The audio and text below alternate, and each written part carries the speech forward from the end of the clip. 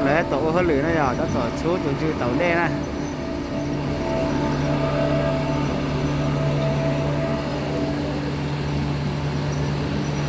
chúng là tàu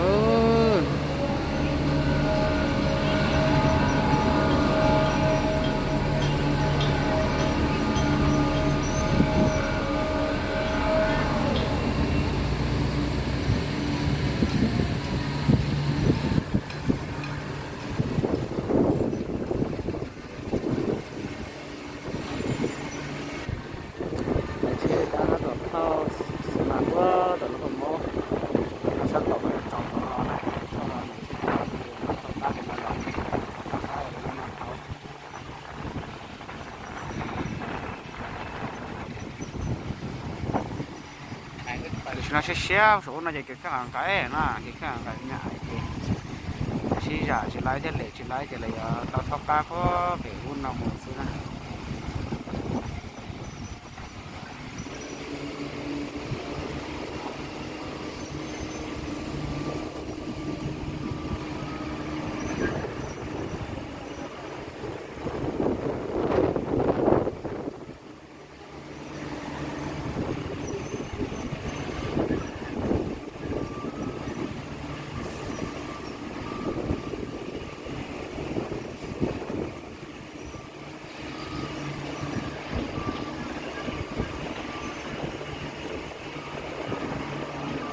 mới được xây nhà đó trong nó xin na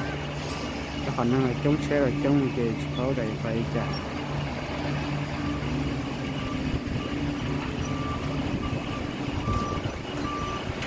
tiền nó thì như thế đấy nó tiền nó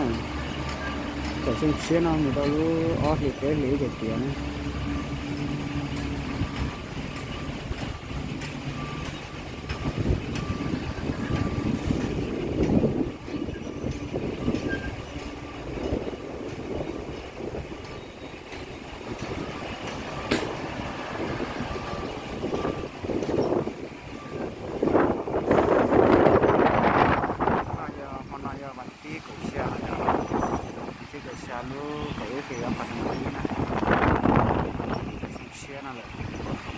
lo hẳn à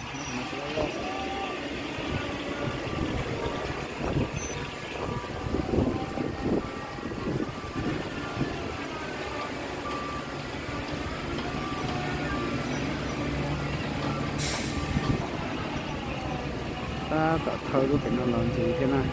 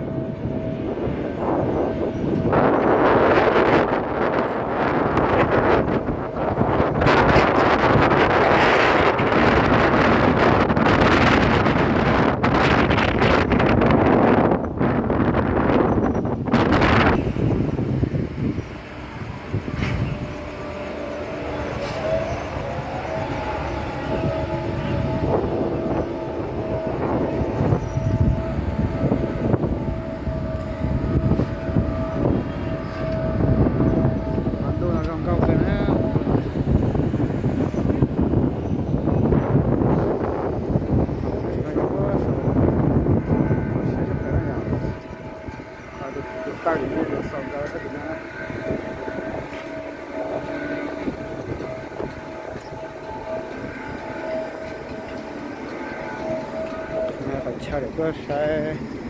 cái sai cái nó không sai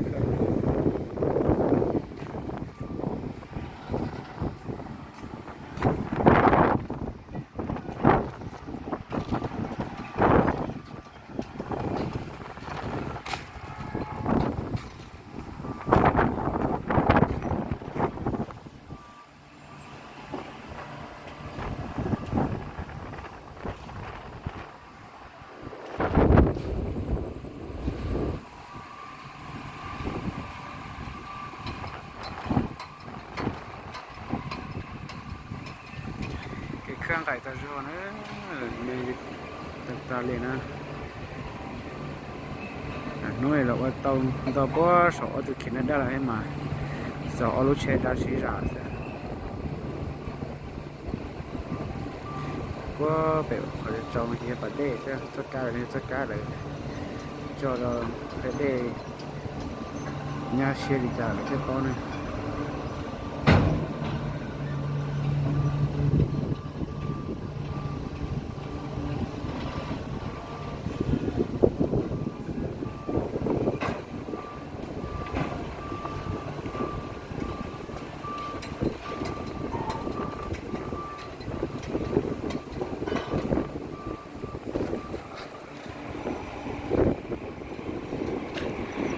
ก็เขาก็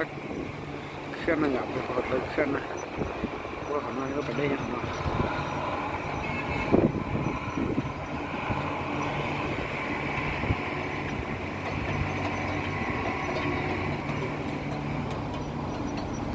มันดูจากตรงนี้นะมันไม่ปลอดมันก็คือ